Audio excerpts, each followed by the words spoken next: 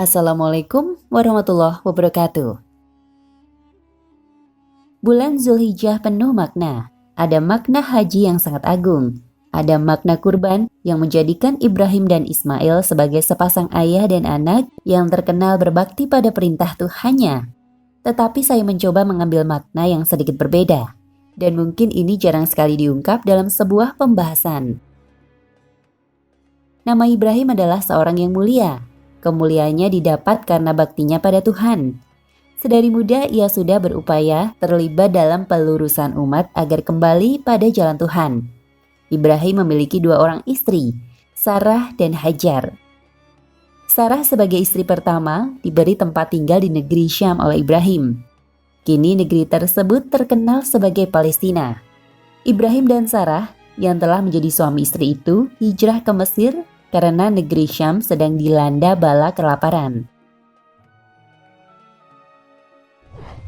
Di Mesir, kecantikan Sarah menarik minat hati Fir'aun. Ketika itu, Sarah diambil oleh Fir'aun untuk menjadi selir. Segala upaya Fir'aun untuk menselirkan Sarah digagalkan atas kehendak Allah Subhanahu wa Ta'ala. Justru Fir'aun dan bala tentaranya terkena wabah penyakit. Akhirnya Fir'aun mengembalikan Sarah pada Ibrahim. Sebagai permohonan maafnya, Fir'aun mengirimkan Hajar, seorang putri Kipti Mesir, anaknya Fir'aun sendiri, untuk menjadi pembantu di rumah Ibrahim.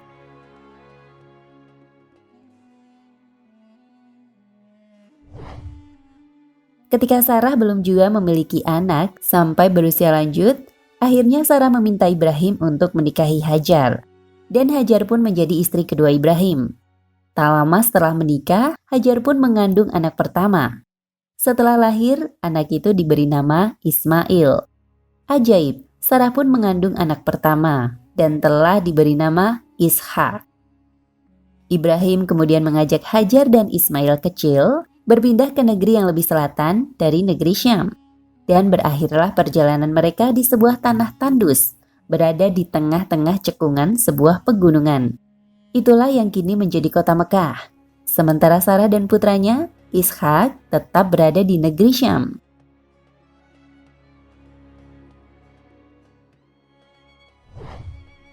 Kehadiran Ibrahim beserta Siti Hajar dan Ismail menjadi cikal bakal bangsa Arab, khususnya suku Quraisy.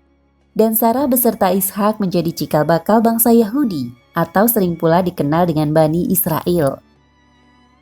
Ishak memiliki 3 orang putra, Al-Ais, Yahuza, dan Yakub. Nama Yahuza inilah yang kemudian agama Ibrani dikenal sebagai agama Yahudi. Yakub karena ketaatannya kepada Tuhan, diberi julukan Israel. Dalam bahasa Ibrani, Isra berarti hamba, El atau Eli bermakna Tuhan. Maka Israel atau Israeli bermakna hamba Tuhan. Anak keturunan Yakub disebut sebagai Bani Israel. Nabi-nabi yang diangkat dari keturunan Yakub atau Israel adalah Yusuf sebagai anak langsung. Kemudian Musa, Harun, Ilyas, Ilyasa, dan Yunus. Anak keturunan Yahuza yang diangkat Allah Subhanahu wa Ta'ala sebagai nabi adalah Daud, Sulaiman, Yahya, Zakaria, dan Isa. Anak keturunan Al-Aish yang diangkat Allah Subhanahu wa Ta'ala sebagai nabi adalah Ayub dan Zulkifli.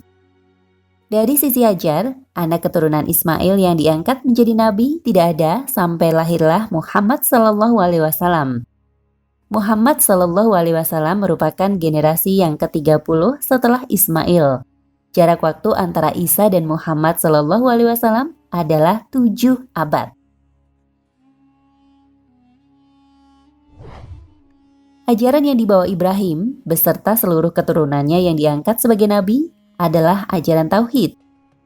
Di masa Nabi Muhammad SAW dikenal dengan agama Islam. Ajaran ini sangat bertentangan dengan ajaran Yahudi yang mengklaim bahwa Yehuza anak Tuhan. Dan kaum Yahudi pun tak segan memuja sesuatu yang di luar akal sehat. Sebagaimana mereka pernah memuja sapi sebagai sesembahan.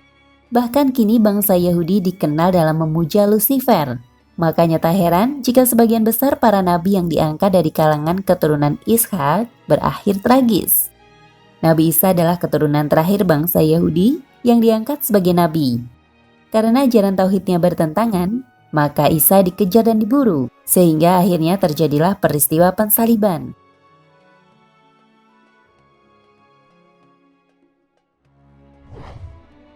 Ajaran tauhid yang disebarkan Isa kemudian berkembang dan bertambah menjadi ajaran Kristen yang saat ini kita kenal, baik itu Kristen Protestan maupun Katolik. Ajaran tauhid kemudian diberikan Allah Subhanahu wa taala kepada Muhammad sallallahu alaihi wasallam yang notabene dikenal sebagai orang Arab ditentang oleh kaum Yahudi. Kaum Quraisy adalah keturunan Hajar, sementara Bani Israel adalah keturunan Sarah, satu bapak beda ibu. Dan perselisihan itu masih memanas hingga kini. Namun kita tidak memandang itu sebagai ajaran agama produk sebuah keluarga.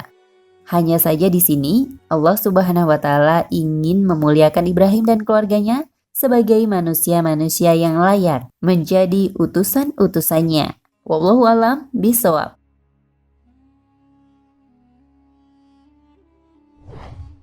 Nah, pemirsa Ensiklopedia Al-Fatih, sampai di sini perjumpaan kita kali ini. Semoga menginspirasi.